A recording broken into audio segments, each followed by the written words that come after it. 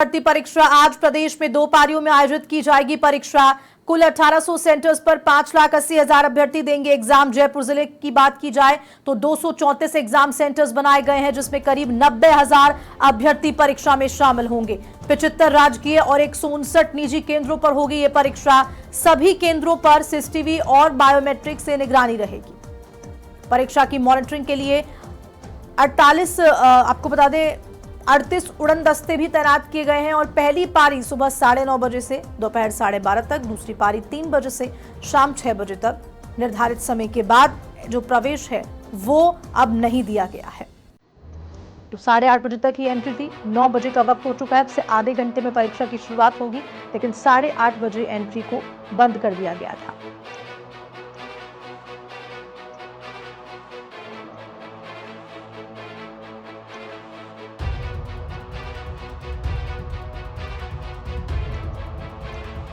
तो कुल 1800 सेंटर्स पर 5,80,000 अभ्यर्थी परीक्षा देंगे। आधे घंटे में परीक्षा की शुरुआत होगी। तमाम एग्जाम सेंटर्स हैं उन पे कड़ी निगरानी रखी जा रही है, चेकिंग हो गई है। प्रवेश भी बंद कर दिया गया है। आपको बता, जिन स्टूडेंट्स को अभ्यर्थियों को एग्जाम देना था उनका प्रवेश हो चुका है, लेकिन जो लेट हुए हैं।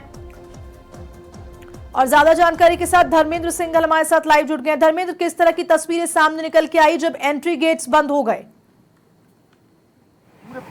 देखिए हरदा ठीक 9:30 बजे परीक्षा का आयोजन होगा और उससे कुछ देर बाद पेपर यहाँ पे शुरू होगा, लेकिन उससे पहले जब ठीक 8:30 बजे थे वो प्रवेश बंद किया गया था। तो एक अभ्यर्थी यहाँ पे भीलवाड़ा से पहुंचा था, लेकिन चूंकि वो 1 मिनट यहाँ पे लेट हो चुका था तो उसे प्रवेश नहीं दिया गया। हो सकता है कि इस तरह की तस्वीरें और भी जगह से यहाँ पे आई हो।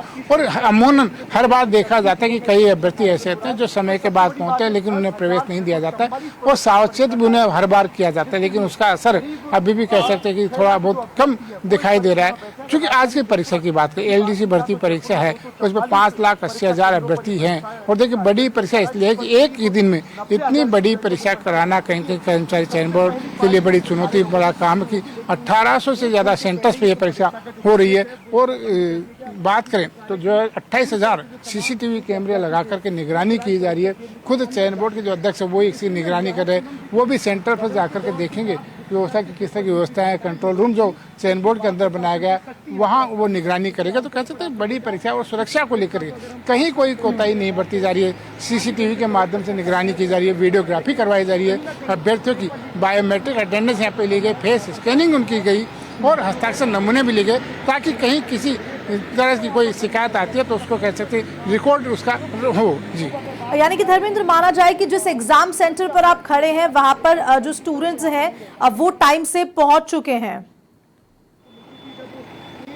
देखिए ठीक 8:30 बजे चूंकि इसका सेंटर का जो गेट यहाँ पे बंद किया गया था, उसके बाद किसी अभ्यर्थी को एंट्री यहाँ पे नहीं दी गई। लगभग 300 से ज्यादा अभ्यर्थी यहाँ पर परीक्षा के लिए पंजीकृत है। उसमें से देखना होगा कितने अभ्यर्थी पहुंचे हैं। लेकिन इस बार परीक्षा में एक खास बात हो रहा है कि कहीं न कहीं पुरुषों के बजाय महिला अभ्यर्थियों की संख्या काफी कम यहाँ पे देखी गई। हो सकता है कि अन्य सेंटर पे ऐसी हो, लेकिन इस भर्ती परीक्षा को लेकर के कहीं न कहीं देखा जा रहा है कि पुरुष अभ्यर्थियों ने ज्यादा रुचि यहाँ पर दिखाई है। और चूंकि प्रदेश के 38 जिला मुख्यालय पर यह परीक्षा हो रही है, तो कहीं न कहीं सुरक्षा की बात हो या अन्य व्यवस्था की बात हो, उसको लेकर के पूरे समुचित इंतजाम यहाँ पर किए गए। और अब से ठीक 25 मिनट बाद ये पेपर शुरू होगा। 12:30 बजे इस परीक्षा का आयोजन होगा। इस परीक्षा में देखिए आप जनरल नॉलेज का पेपर है, 100 अंकों का पेपर होगा, जिसमें कहते हैं राजस्थान जी के, देश की जी के और अन्य सवाल इसमें होंगे। उसके बाद जब दूसरी पारी का पेपर होगा तो उसमें हिंदी और अंग्रेजी का पेपर होगा। तो कहीं कहीं अभ्यर्थियों को इस पेपर में धर्मेंद्र, भीलवाड़ा के अभ्यर्थी का आपने जिक्र किया कि उसको एंट्री नहीं दी गई है। फिलहाल उसका क्या वो यहाँ से जा चुका है? ये यहाँ पर देखिए, क्योंकि तमाम जो अभ्यर्थी होते हैं चलाकर तो लेट नहीं होते, लेकिन किसी न किसी कारणवश अगर 1-2 मिनट वक्त ऊपर हो जाता है लेकिन एंट्री नहीं दी गई है तो एक उदासी उस अभ्यर्थी के चेहरे पे जरूर नजर आई होगी। धर्मेंद्र जी बिल्कुल, देखिए चूंकि वो भीलवाड़ा से अभ्यर्थी था और जयपुर में उसका सेंटर था। जब वो इस सेंटर पर पहुंचा था 8:31 हो गए थे, तो चूंकि ताला लग चुका था तो उसे अंदर प्रवेश नहीं करने दिया गया। और देखिए चूंकि ट्रेन लेट हुई, उसकी वजह से उसका सेंटर पर पहुंचने के कारण उसको देरी हुई।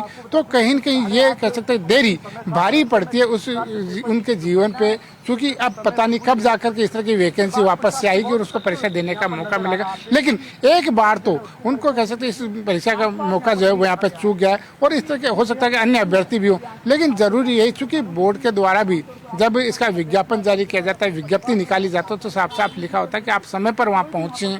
और कुछ दिनों पहले ही क्योंकि बोर्ड अध्यक्ष ने भी कहा था कि चूंकि मौसम खराब है आप समय रहते पहुंचे, लेकिन कुछ अभ्यर्थी ऐसे होते हैं जिनका किसी कारणवश वो समय पर नहीं पहुंच पाते और उन्हें कहीं इसका नुकसान जो यहाँ पे उठाना पड़ता है। जी बिल्कुल। और धर्मेंद्र, सबसे बड़ी बात ये देखिए कि जो पहली पारी है, हम पहली पारी की बात करते हैं, 12 बजे वो छूटेगी।